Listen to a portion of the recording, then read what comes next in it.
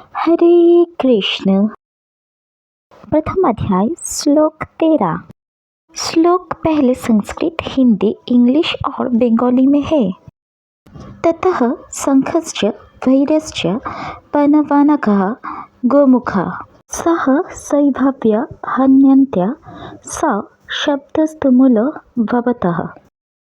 चलिए इस श्लोक का अर्थ हिंदी में जान लेते हैं। फिर शंख, नगाड़े, ढोल और गोमुख नामक वाद्य जोर से बजने लगे। उनका शब्द बहुत बड़ा था। Now the slok is in English. Then various word instruments like conch, drum and trumpet sounded loudly, creating a huge noise. চলুন এর অর্থ বাংলাতে জেনে নিই। এরপর শঙ্খ, ঢাক, বাজনা একসাথে বেজে উঠল। সে শব্দ খুব বড় ছিল। हर हर महादेव। Thank you. मिलते हैं अगले हफ्ते में। हरे कृष्ण। प्रथम अध्याय श्लोक 14। श्लोक पहले संस्कृत, हिंदी, इंग्लिश और फिर बंगाली में है। ततः सेत हयरयुक्ते महन्ति स्त्यन्धने स्थितै माधव पाण्डवश्चैव दिव्यौ शंखौ पद्मन्तु। नाउ द श्लोक is in Hindi.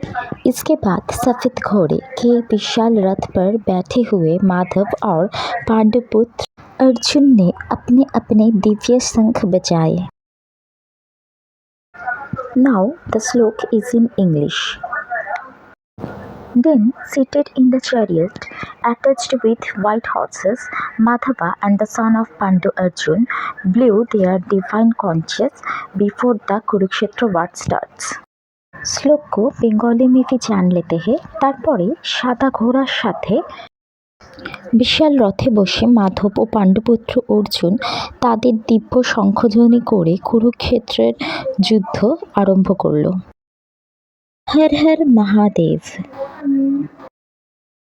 Keep eye on my YouTube channel for Gita Shloka every Saturday and Sunday. मिलते हैं अगले भाग में। धन्यवाद। हरे कृष्ण। प्रथम अध्याय श्लोक 15। श्लोक पहले संस्कृत, हिंदी, इंग्लिश और बंगाली में है।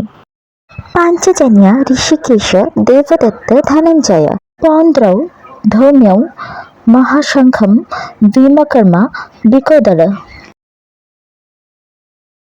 चलिए इस श्लोक को हिंदी में जान लेते हैं। ऋषिकेश ने पांचजन्य नामक शंख बजाया, अर्जुन ने देवदत्त नामक शंख बजाया और विकोदर भीम ने पांडव नामक महान शंख बजाया। Now it's in English. Rishikesha blew the Panchajanya conch, Dhananjaya blew the Devadatta conch, and Brikadara blew the great conch Pandro. Now the slok is in Bengali.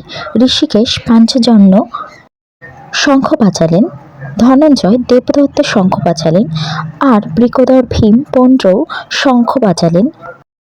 हर हर महादेव। मिलते हैं अगले हफ्ते में। धन्यवाद। Thank you.